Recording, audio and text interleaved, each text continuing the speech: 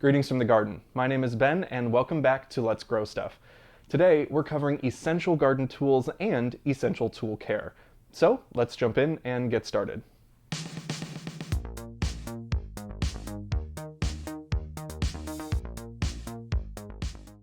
Having the right tool for the job in the garden is always important. Two essential tools that I can't live without are pruners and a soil knife. First up, the soil knife, also known as a hori-hori. It can help us with nearly every regular task in the garden. It works as a trowel because it's well sized to dig small holes for transplants or for planting bulbs. Look for one that has a built-in ruler on the blade so that you know how deep you're digging. This is especially helpful for bulbs which need to be planted at specific depths. It's also a great tool for weeding, especially for small plants with taproots like dandelions. Finally, a soil knife is just that.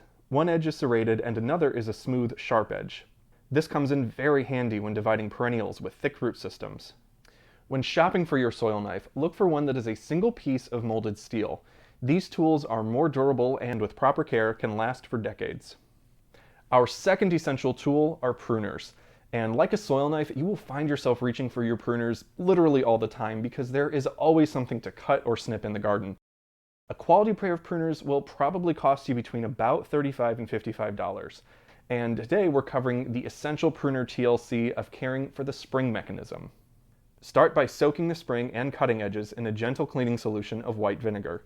Let them sit in a bowl for about 30 minutes. This will help release any built-up residue, soil, or rust. Use a coarse brush or scouring pad after soaking for any stubborn spots. After scrubbing, rinse pruners in clean water. Next, apply some lubricant to the spring mechanism and compress and release it a few times.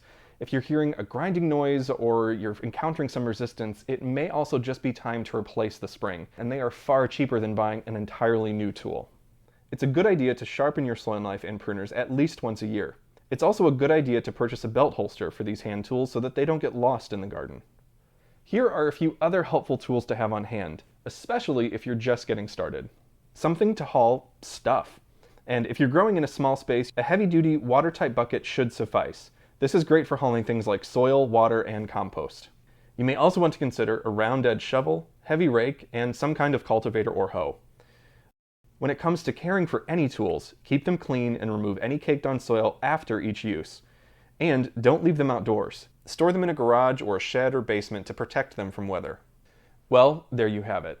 Investing in quality tools and giving them the proper care will help to make your gardening experience more rewarding and enjoyable for years to come, because having the proper tool for the proper job matters.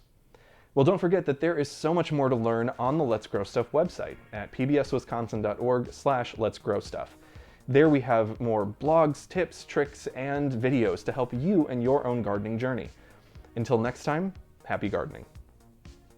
Funding for Let's Grow Stuff is provided by American Transmission Company, Ganshert Nursery and Landscapes, Lily Street Co-op, Focus Fund for Wisconsin Programming, and Friends of PBS Wisconsin.